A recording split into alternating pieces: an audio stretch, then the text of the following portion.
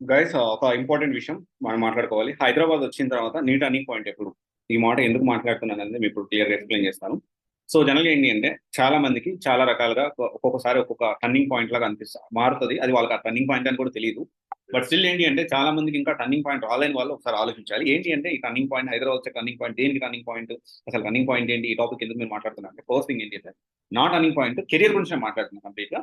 So జనరల్గా ఏంటి అంటే నేను హైదరాబాద్ వచ్చిన తర్వాత నా టర్నింగ్ పాయింట్ కాదు, to be frank.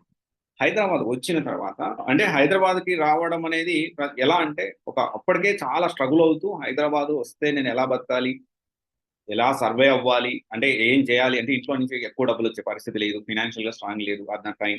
So Hyderabad వచ్చి నేను ఏం చేయాలనే పరిస్థితి నుంచి హైదరాబాద్ వచ్చాను.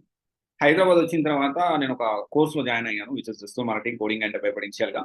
సరే తర్వాత నేను గ్రాఫిక్ డిజైనింగ్ అండ్ డెవలప్మెంట్ కూడా నేర్చుకున్నాను. తర్వాత ఇంకా దానికి సంబంధించి ఇంకా రెప్యుటేషన్ మేనేజ్మెంట్ అని, ఇంకా ఇంకా చాలా చాలా ఆన్లైన్ రెప్యుటేషన్ మేనేజ్మెంట్ అని. సో డిఫరెంట్ డిఫరెంట్ గా వర్క్ చేస్తూ వచ్చాను. That is whole different. తర్వాత బిజినెస్ స్టార్ట్ చేస్తాను.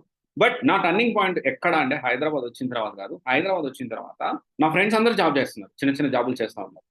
జాబులు చేస్తున్నప్పుడు ఫస్ట్ టర్నింగ్ పాయింట్ అనేది ఎప్పుడు వచ్చిందంటే నేను ఒక ఇన్స్టిట్యూట్ లో మా ఫ్రెండ్ తీసుకు, అరే కోడింగ్ పక్కకి పోయి జాయిన్ అవ్వని చెప్పి మా ఫ్రెండ్ జాయిన్ చేశారు. జాయిన్ చేసిన తర్వాత అది నా ఫస్ట్ టర్నింగ్ పాయింట్.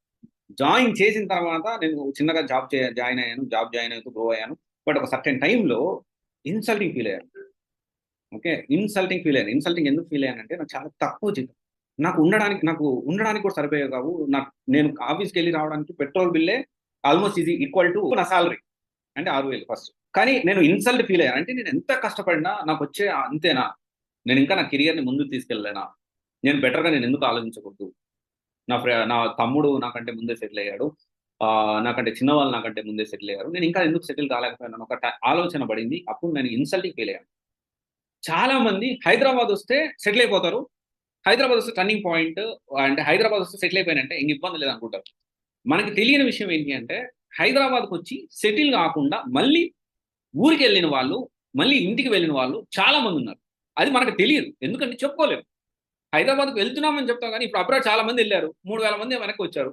వెళ్ళేటప్పుడు స్టేటస్ పెట్టి అదో పెద్ద అంటే ఓకే వెళ్ళండి, గుడ్ మంచిదే కాదనట్లేదు, కానీ దాన్ని హడావుడి చేస్తూ పార్టీలు చేసుకొని ఏదో పెద్ద సాధించేసినట్టు, ఏదో ఎంఎస్ చేయడానికి వెళ్ళినట్టు కూడా పెద్ద సాధించేసినట్టు ఏదేదో చేసుకొని సెండ్ ఆఫ్ ఏదేదో పార్టీలు చేసుకుని వెళ్తా ఉంటాం. ఓకే, కానీ రిటర్న్ వచ్చినప్పుడు చెప్పలేదు కదా. సో అట్లాగా చాలా మంది హైదరాబాద్ వస్తే టర్నింగ్ పాయింట్ కాదు. మీ టర్నింగ్ పాయింట్ ఎక్కడుంది?